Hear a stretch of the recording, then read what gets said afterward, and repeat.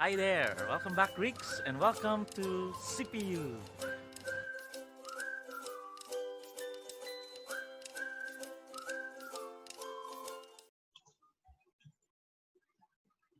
Kalimera. Welcome again, Greeks, to our lesson in Greek 101. So, are you excited to learn today? So, sit back, relax, and enjoy. I'm Sir JV and ready to serve you in today's lesson. So, our lesson today is about Module 6, the adjectives of the first and the second declension. So, this is our lesson, and it's about the adjectives of the first and second declension. So last time we have talked about the nouns in the core second and the first declension, but today we will learn more about the adjectives. By the way, what is an adjective? An adjective is a word which describes or modifies the noun. So let's take a look at our objectives for this class. And the first one is be oriented with some of the Greek words and vocabulary. As we all know, we need to learn and to enrich our coin bank or word bank. That is why we need to learn a lot of words so that we can be able to speak the language well and be able to translate more words, Greek words, into English. Secondly, you will be able to identify the adjectives in the first and the second declension. And finally, you'll understand the use of the adjectives. So are you ready? All right. So let's proceed to our lesson. Firstly, let's proceed with the vocabularies. So for the vocabulary, you can see here in the words, we have three forms because in the adjectives, it is depending upon the noun they are describing. So if the noun is masculine, it follows the form of the masculine, which is agathos. But if the noun is a feminine, then you follow the form agathe. And finally, if it is in neuter form, it follows the adjective agathon. So agathos, agathe, and agathon. That's why you have three here. No? So let's take a look at the meanings. Let's read again. Agathos. Say it with me. Agathos. Very good. So it means good. So if you're a good man, agathos anthropos. So agathos anthropos. The next word is agapetos. Agapetos. So agapetos is in a masculine form. It means beloved. So when you say to a person, beloved, or you are talking about a person, beloved, no, one person. If you are talking for a female, agapete, for a neuter, an object somehow, agapeton. If you are talking about a lot of people, for example, you love this man, no? You say agapetoi, or for the women, it is agapetes, and so on. No? So anyway, we will learn the conjugation later on. So next word is, it starts with a rough breathing. It is read as hagios. So you can see here in the feminine form, it is not hagie, but it is hagia, because that is in the alpha stem. No? So the feminine alpha stem, alpha pure stem. Okay, hagios means holy. Let's read again. Hagios, holy. Next word is allos. So this one is in the smooth breathing. So you read it as it is, allos.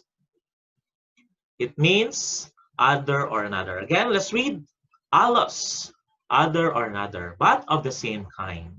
So it is another thing, but they are the same kind. The next word is dikaios. Of course, again, it is in the alpha. It is dikaia. No?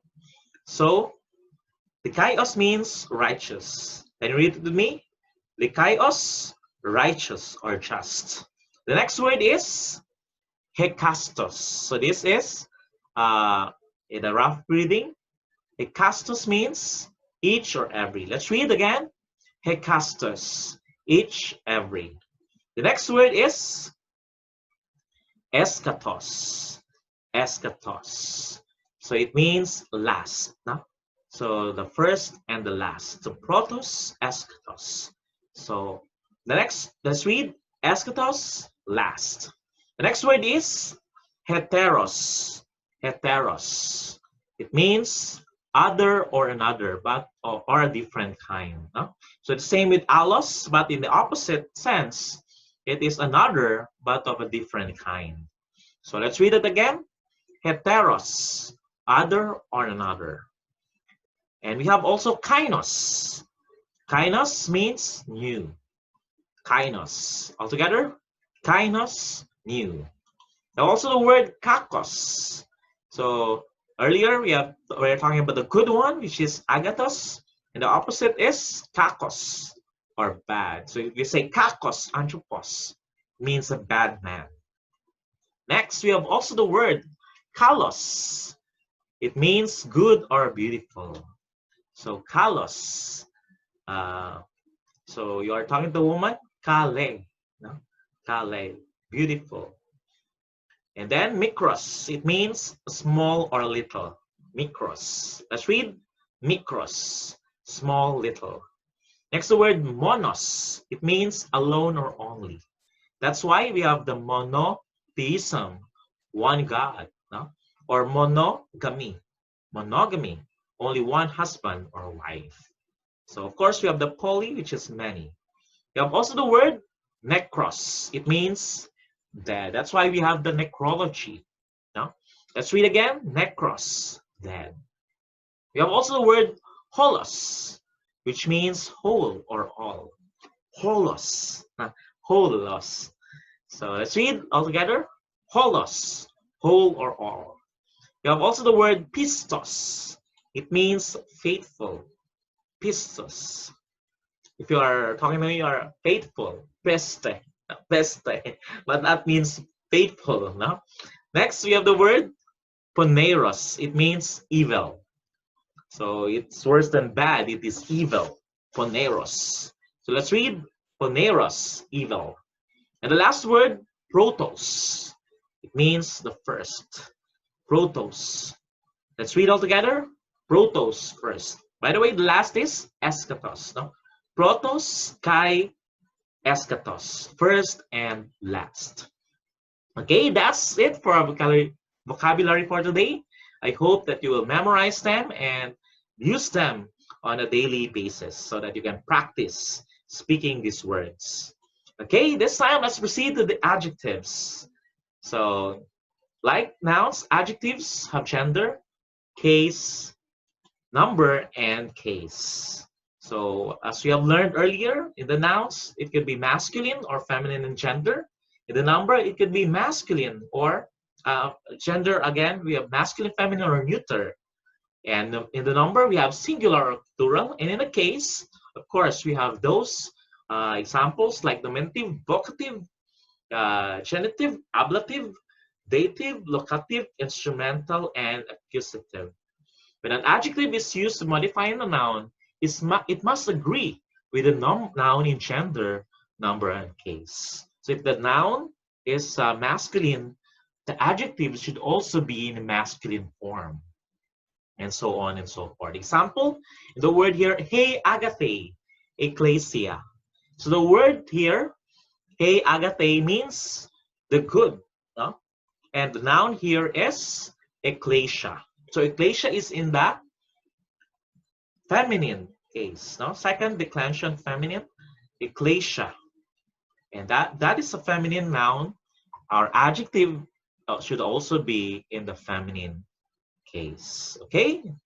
So the good church, both the noun and the adjective and feminine, singular and nominative form.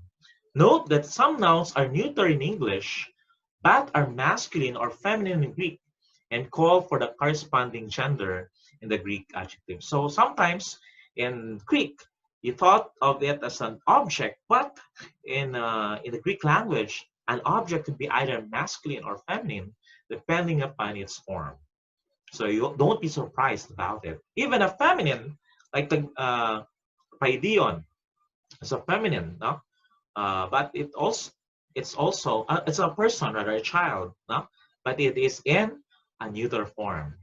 Adjectives will be listed in the vocabularies without the article and in all three gender endings. So again, hegate is in feminine, and of course, ecclesia also is in feminine form. So that should follow. Okay, let's proceed. The masculine and neuter adjectives in this lesson's vocabulary follow the endings of the second declension. And the feminine follow those of the first declension. So if the noun is a masculine or feminine, you follow the declension, second declension of the nouns, in the masculine or neuter. And if the noun is feminine or the adjective is feminine, you follow the first declension endings. So the factors which determines the ending of an adjective modifying a noun is the gender, not the declension of the noun. So you have here, ho agathos prophetes. Ho agathos is in the masculine form. And of course, we have here the word prophetes. This is on the second declension. In the first declension rather. So we have some masculine in the first declension. And one of these, it is the theis forms. But because prophetes is a masculine, it doesn't follow. No, the adjective does not follow the first declension endings, but rather it follows the second declension ending. So again, if the noun is a masculine or neuter, the declension of the adjective should follow that of the second declension endings. But if the noun is feminine or in feminine gender, it should follow the first declension endings. Is that clear? All right. So, ho agathos prophetes means the good prophet. So the adjective masculine becomes because prophetes is masculine, even though it is in the first declension. Equally important is the correct usage of case in the adjective. Thus, in the sentence, blepoton piston adelphon, it means I see the faithful brother. Here, pistos must be in the accusative case, because our noun here, adelphon or brother, is also in the accusative case. That's why the adjective pistos became piston to agree with adelphon. So when the stem of the adjective ends in epsilon, iota, or rho, the feminine singular ending will be long alpha. So again, remember, no? So the ending will be long alpha. No? Like the kaios, it becomes the kaia, no? In the feminine. So these adjectives are declined like the kaios. No? So the kaios becomes the kaia, no? The kaias, the kaia. When other stem ending of the feminine singular will have eta. You should decline all adjectives of the first and second declension according to the models following. So let's take a look at the word agathos. So agathos means good. In the nominative, you follow that of the second declension. So agathos, agatho here, in the genitive ablative. In the DLI, it is agatho. Accusative, agathon. Vocative, agate. In the masculine, it becomes agathoi. So you add the endings of the second declension. Genitive ablative, agathon. DLI, agathois. And accusative, agathos. Let's proceed to the feminine gender singular. It is agate. So the os becomes a because we are now conjugating a feminine noun. And for the GA, agathes. For the DLI, agate with the iota subscript. For the accusative, it is agathane. And vocative, agate. By the way, when we read again, we use NV, gadaliak, like this below. No? So you read later following that model or procedure. Next, we have feminine. It becomes agathai. And GA, agathon. DLI, agathais. And accusative, agathas. All right, in the neuter. So if you are describing a neuter noun, the agathos becomes agathon. GA, agatho. DLI, agatho. Accusative, agathon. as well as in vocative. And neuter, plural, agatha, ga, agathon, dli, agathos, and accusative, similar with envy, agatha.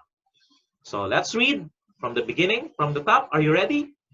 Okay, we have agathos, agate, agatho, agatho, agathon, agathoi, agathon, agathos, agathos, agate, feminine, agate, agathes, agate, with a to subscript, agathane, agathai, agathon, agathis, agathas. Neuter, agathon, agathon, agatho, agatho, agathon. Plural, agatha, agathon, agathos, and agatha. Very good. So there you have it. We have the declension of the first and second adjectives. So be sure to memorize these endings so that you won't go wrong. Remember, if the noun is masculine, you follow the first here, column here. If the noun is feminine, this side. And if it is neuter, this side. So let's take a look at the use of the adjectives. Adjectives are used mainly in three ways. It can be used as attributively, predicatively, and substantively. So let's go first to the attributive use of adjectives. They qualify the noun modified. So when we talk about attributive, it qualifies the noun. What is the noun?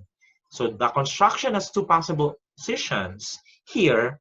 And if the article precedes the adjective, you translate it attributively.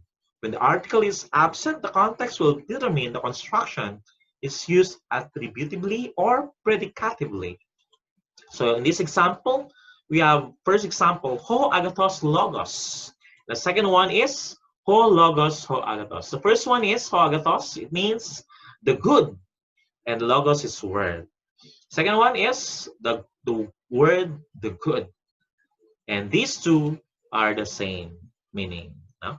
It means the good word. No?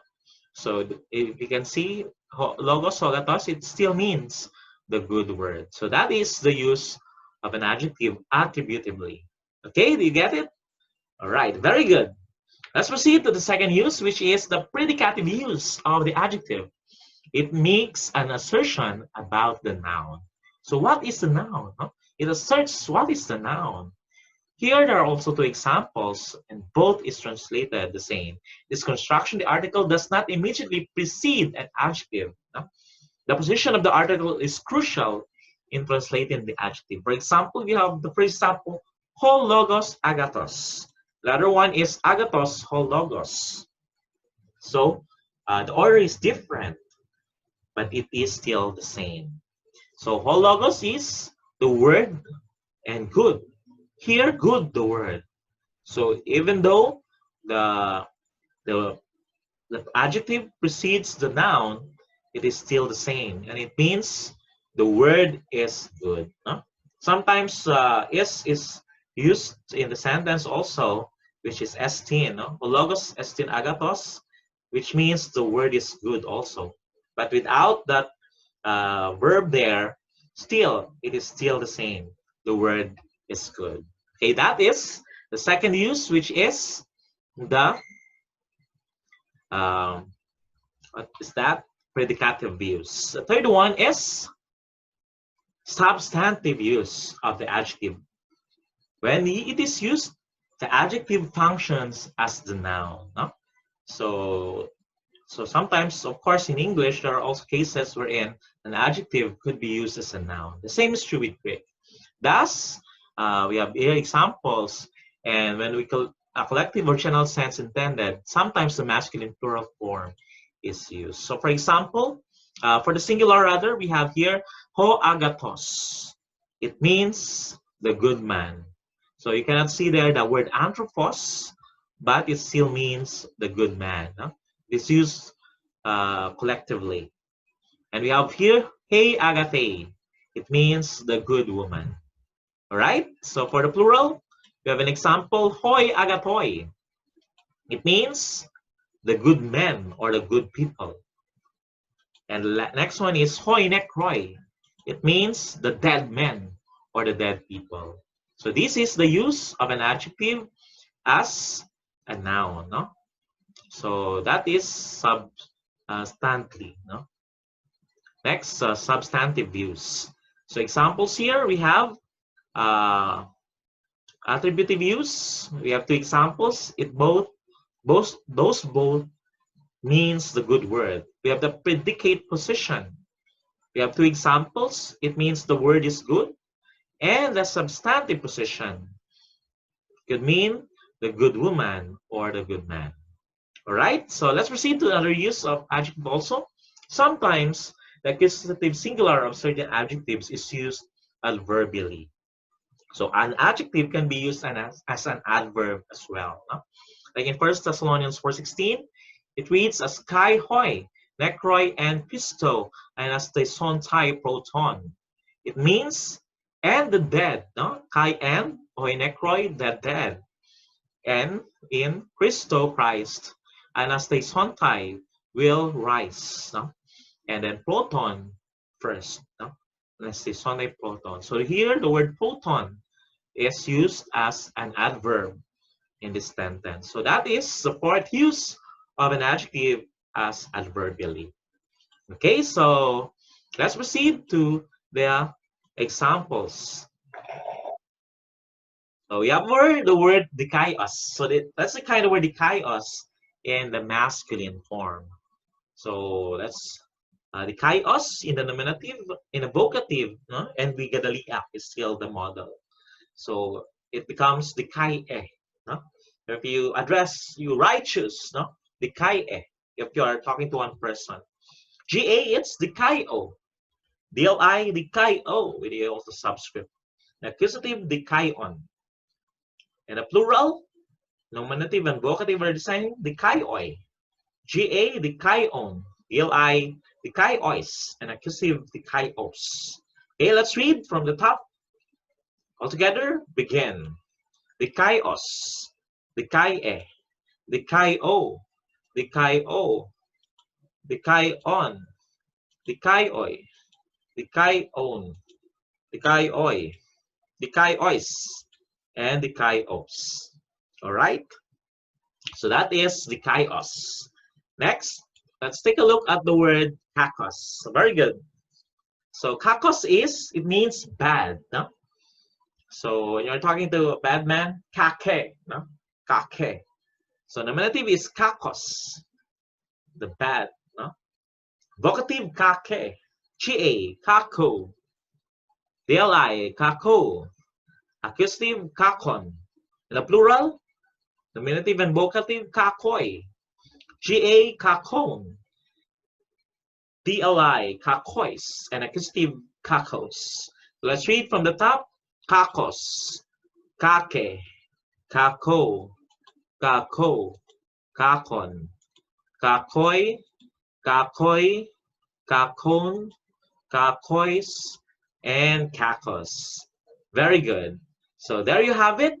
We have examples of the declension of adjectives in its first and second declension. So don't forget also to study or in your assignment.